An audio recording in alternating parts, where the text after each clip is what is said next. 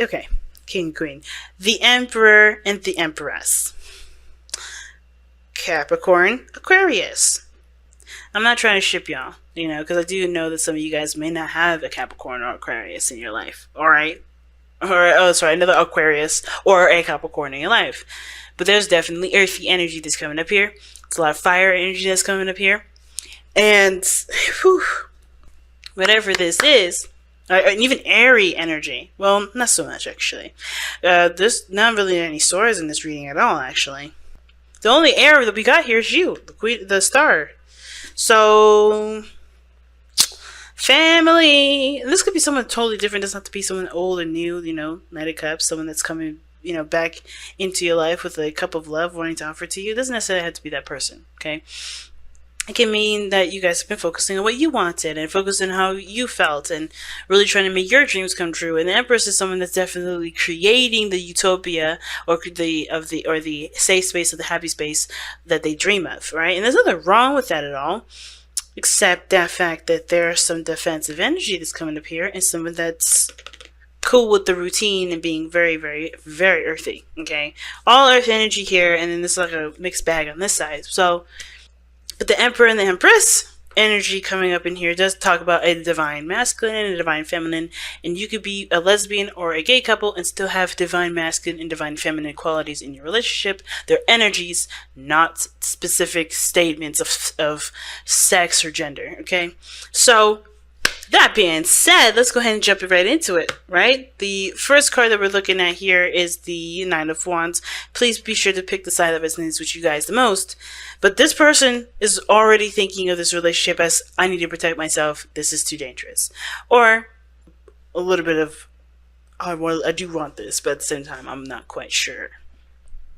Nine of Wands also can indicate, too, that this person is not willing to back down. This person is not willing to give up on a relationship. Even though they're exhausted, they feel like they've beaten down to the ground, and they've taken a good couple swings. This person is still hanging in there. But they've also put the guard up to kind of protect them from being beat down. But that also, protection is also a prevention, okay? Sometimes we can protect things and sometimes we prevent things. And a lot of the times, protection is prevention. And unfortunately, this person is not necessarily open to things as much as they seem, even though they're not willing to give up on something. There's a really weird grid. Not grid, but a little weird placement in that. In the very middle, like they're blocking themselves off as to what they want because they've been through so much already. So it's understandable this person is defensive because they've gone through some shit, but at the same time, they're not necessarily opening the door or allowing this amazing manifestation energy and potential reconciliation energy or new opportunity come into their life because they're protecting themselves. Now, the other person has the Queen of Pentacles as their mind plane, so they know that I think this person's very independent, focusing on work a lot. This person is also very focused on their on materials. For some reason, their whole emphasis is all about working. It could be what makes them happy or what they see great value in, but this person also doesn't really see anything outside of material, outside of the situation other than material. I know the Queen of Pentacles is all about value. She isn't always necessarily about material, but considering that this is about how they see the relationship, they understand that I think they see themselves as, if I have this, it will equal that, and I will have this. They understand that routine is important, and that working hard is important with this relationship. And I do think they see this person, or they see this relationship as something that's great in value to them. But I have this feeling that they also I think they kind of equate that value to being at a certain point, being at a certain point financially, or so on, right? So, that being said, this person is presenting themselves as the Two of Pentacles. Now, the Two of Pentacles, to me, is someone that's juggling two different things, keeping the balance of a situation, looking at the practical side of things instead of the emotional side when it comes to making a decision about whether or not they're willing to pursue something, put their hard work and effort into it. If it's enough of, if that value of whatever these options are, the options that they have are, whatever they're juggling, whichever these, Pentacles values are, right? Which one is worth going after? And well, again, with this person seeing that this relationship is something of great in value, I think they're having a hard time figuring out, or trying to having a hard time, pursuing any of these options here, because even though both have great value, they don't really know which one means more to them, because they're not looking at how they feel or what they want. It's like having an opportunity to go to college and being in an amazing relationship that can, that can span lifetimes. Both, I think this person wants both of those things, but which one means more to them in this moment to go ahead and go after those things? Because this person would typically be the long-term thinker, someone that kind of sees the future or lives in the future. They try to prepare and get everything set for whatever it is that they're trying to reach to, instead of working on what they have now and building something in the moment so that way they can have that future. This person, to me, with the Queen of Pentacles, is a future chaser, right? This person's a future denier at this moment. Future chaser, future denier. And the reason why they're pretty much the same is because this person, while they're chasing the future, is always going to be way farther than they always anticipate it to be, because they're always doing something. They're doing it from a front to back view instead of from back to front or whatever, right? They're always doing something for the later instead of doing something for the now. So they're always going to be setting themselves backwards as they're putting themselves forward. And this person is not necessarily inclined to to embrace the future, because they're too busy worrying about what happened before and what they're not willing to tolerate now. It's really interesting. But neither one direction is wrong or incorrect. But I feel like it's not doing them the service that they want, because obviously this person has something that they want. Like I said before, Aquarius, you already know what you want already. They already know what they want. They already know what their star is, but they're denying that very thing because they're exhausted. They've been through so much shit. They don't want to go through that again. Now, this person, again, is a future tracer. They're looking at, how is this going to translate to my future? How is this going to improve in my value? And instead of looking at what they want, they're thinking of everything in a very practical sense. And I do believe that maybe it may have been because they missed an opportunity in the past, and they don't want to pass up on the opportunity because they weren't aware of its value. But they're not doing again what they should have done in the very beginning, which is no longer looking at the situation as, what do I need to do now, or looking at the situation from a very practical standpoint. They have to look at what they, because everything was taken care of here, period. They had to retract and look within themselves. This is the same situation. They have to look at how this person has to look at how they feel before they can make a decision of whether or not this is something worth pursuing or not. Because you can have a penny or you can have a nickel, but they're both coins. It's all depending on whether or not you feel like this thing is worth the time that, or whatever, right? I know it's horrible to use money as, in that analogy, to kind of explain myself, but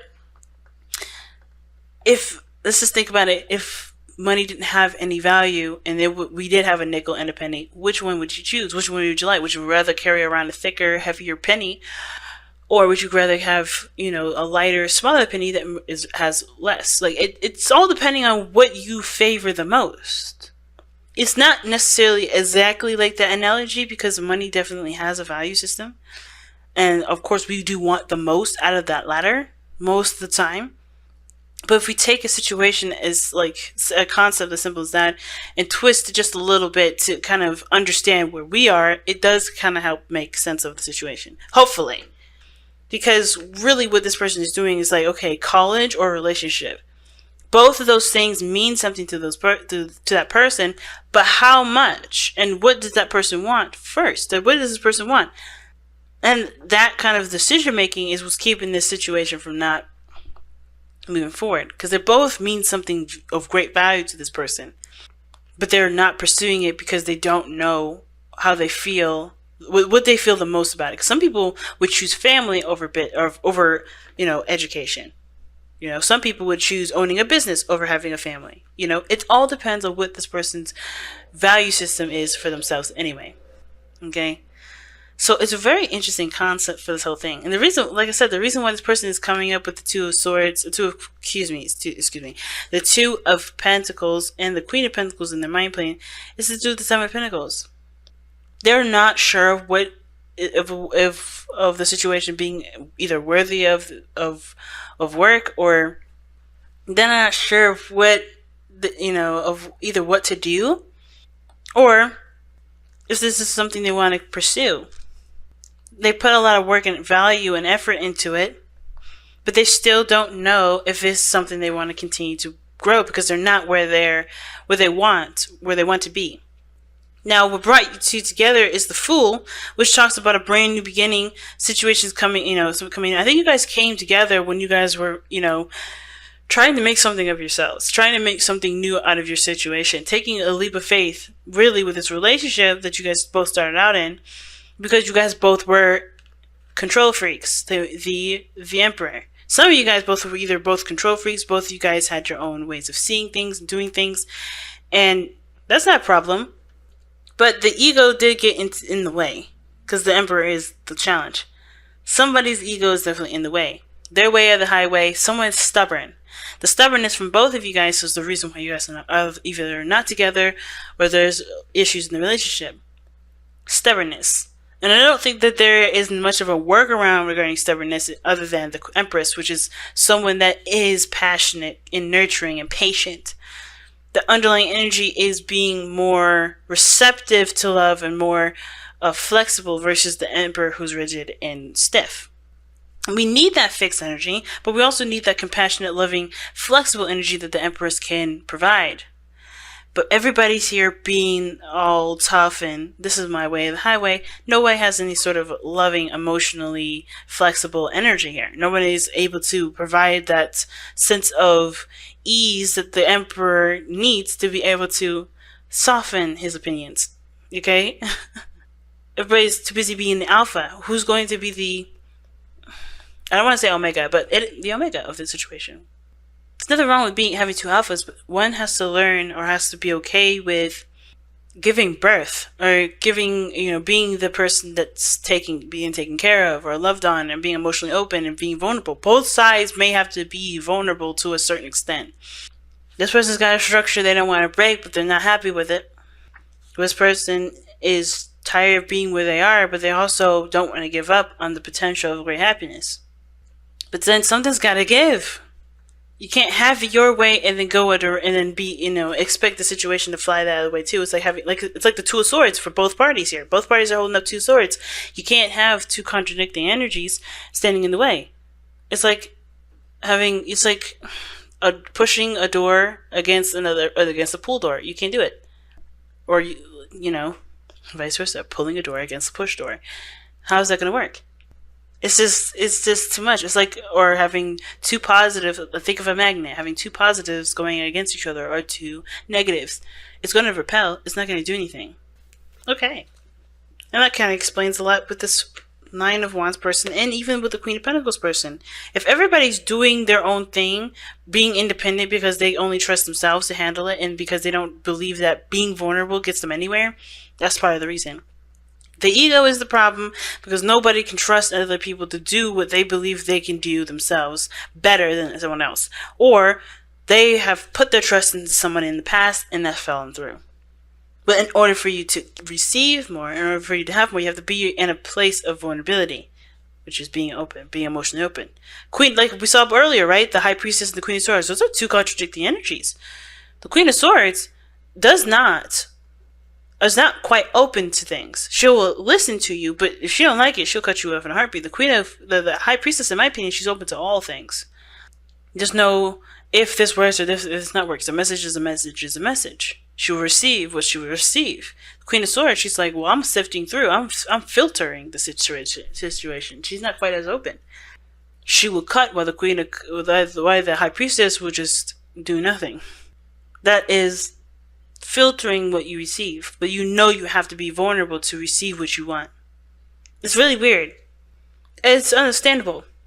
Because if you've been beaten down, or if you have had situations with stability, you're not going to necessarily be too apt to either open your door up to have someone else come in and shake all that stability up.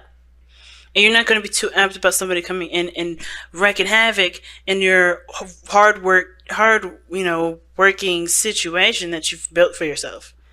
But if you want to reconnect, if you want a new opportunity in love, if you want to feel stable, if you're tired of feeling like, everything that you do, it always puts you 10 steps back, because what you really want is a relationship, you have to allow yourself to be able to receive the new love that's coming in.